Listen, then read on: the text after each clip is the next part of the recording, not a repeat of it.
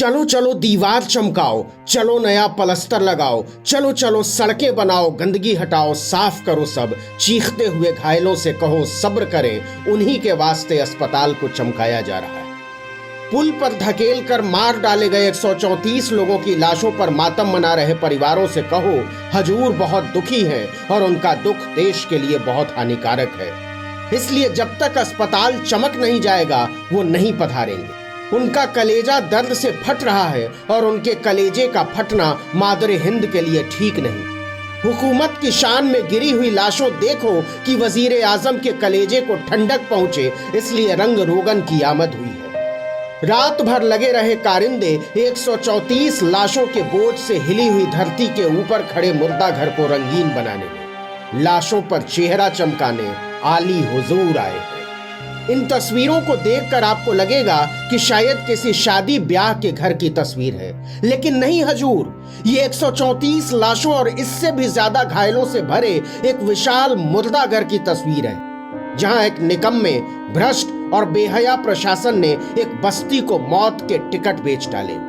तब हजूर गुजरात में ही पधारे हुए थे चुनावी पर्यटन पर, लेकिन खबर आने के बावजूद हजूर ने अपने कार्यक्रम रद्द नहीं किए, मुसलसल लगे रहे, एकदम निष्काम भाव से चुनाव अभियान में जुटे रहे।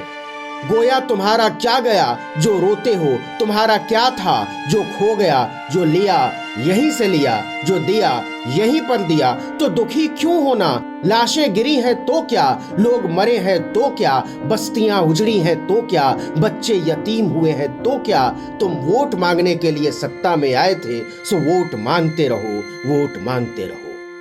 इतवार की घटना है और सोमवार की सुबह तय हुआ कि हजूर मंगलवार को अस्पताल के पर्यटन पर जाएंगे। जी हां, पर्यटन पर। इसके बाद पूरा प्रशासन अस्पताल को सजाने बजाने में जुट गया, जैसे हजूर लाशों के रिश्तेदारों और घायलों से मिलने नहीं, किसी शादी के मंडप में पधारने वाले हो। फटाफट सैकड़ों मजदूरों को लगाया गया। इधर अस्पताल के बिस्तरों से चीखें उठ रही थी और उधर आली हुजूर की शान में दीवारों से पुराना पलस्तर झाड़ा जा रहा था। इधर मौतों से उठा हुआ मातम कलेजे को चीर रहा था और उधर भारत के प्रधान सेवक के स्वागत में छतों पर नई प्लास्टर ऑफ पेरिस चढ़ाई जा रही थी। और तो और भारत के प्रधान की आंखों को ठंडक पहुंचे, इसलिए उस जमीन पर बाकायदा संगमरमर बिछाया जाने लगा, जहां चंद घंटे पहले लाशों की कतारें थी। कहने का मतलब ये कि हुजूर के दुख को देखते हुए नजारे को रंगीन बना डाला गया, उनकी करुणा को देखते हुए दृश्य को हसीन बना डाला गया, ताकि सब कुछ चमकता हुआ लगे। हजूर रंगीन साफों के शौकीन हैं, इसलिए प्लास्टिक पेंट के डिब्बों के साथ रात भर रंगसाज लगे रहे, उनकी पसंद के रंग से दीवारों छतों को रंगने में। जिस अस्पताल के गंदे फर्श पर पड़ी हुई थी 100 से ज्यादा लाशें, वहां चमकते हुए नए बिस्तर लगा डाले गए, प्रधान सेवक के सुकून के लिए। जिस अस्पताल में पीने के पानी के बिना छटपटा रहे थे लोग, वहां नया चमकता हुआ वाटर कूलर लगा दिया गया, प्रधान सेवक के कलेजे के ठंडक के लिए। जहां केवल एक दिन पहले तक कुछ भी तरतीब में नहीं था, वहां सब कुछ करीने से सजा हुआ था, प्रधान सेवक के आनंद के लिए। और इस तरह हुजूर के मुबारक आगमन से पहले 134 लाशों की ढेर पर खड़े मोरबी के अस्पताल को रातों रात चमका डाला गया, जैसे यहां वो सांत्वना देने नहीं, किसी फोटो शूट के लिए आ रहे हो। कैमरा किसी भी एंगल से लगाओ, फोटो खराब नहीं आनी चाहिए। लगना चाहिए कि ये हुजूर का गुजरात है, जहां नदी में धकेल कर मार दिए जाते हैं 134 लोग, और उनकी पार्टी के लोग कहते हैं हमें कुछ नहीं पता क्या हुआ, कैसे हुआ। बहरहाल हुजूर तब तक नहीं पहुंचे जब तक मोरबी के अस्पताल को चमका नहीं डाला गया। गोया यहां से 134 बच्चों, औरतों, नौजवानों और बेकसूर मासूमों की अर्थियां नहीं निकली, किसी दुल्हन का डोला उठने वाला हो। सार्वजनिक जीवन में संवेदना की हत्या की ऐसी मिसाल खोजे नहीं मिलेगी। आप कह सकते हैं कि अगर अस्पताल को चमका दिया गया तो इसमें मोदी का क्या कसूर, वो तो इतने भोले हैं कि उन्हें कुछ पता ही नहीं। कोई बात नहीं, चलिए केवल एक दिन पहले की तस्वीर देख लीजिए, जब लाशें ताजी थी, बल्कि कुछ लाशें तो निकली भी नहीं थी। छोटे छोटे बच्चों की लाशें, उनकी माओं की लाशें, जिनकी गोदी में चंद घड़ी पहले तक उनके खिलखिलाते हुए बच्चे थे। उस समय हमारे महान प्रधान सेवक क्या कर रहे थे?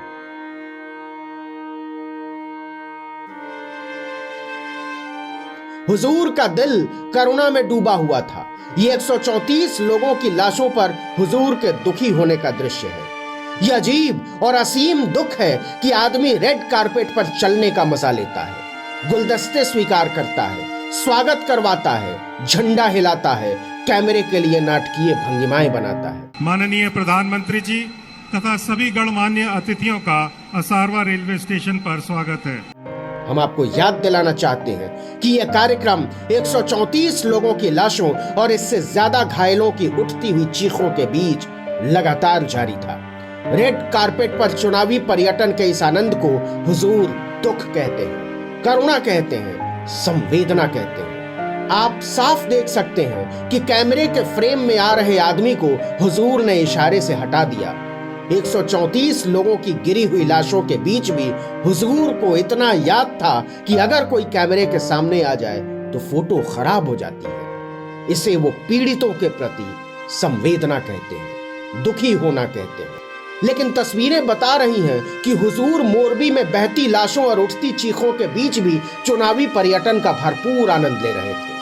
वो लगातार अपने कार्यक्रम निपटाते रहे, क्योंकि गुजरात में किसी भी दिन विधानसभा चुनाव की घोषणा हो सकती है और इसके बाद हुजूर सरकारी कार्यक्रम नहीं कर पाएंगे। इसलिए वो फीते काटते रहे, झंडे हिलाते रहे, रेड कारपेट पर चलने का मजा लेते रहे, फूल माला करते रहे, भाषण देते रहे, प्रवचन देते रहे। इस 5 सितारा आनंद को हुजूर दुख कहते हैं। हुजूर के इस डिजाइनर दुख पर देश शर्मिंदा है। हुजूर के इस डिजाइनर दुख पर मानवता का इतिहास शर्मिंदा है।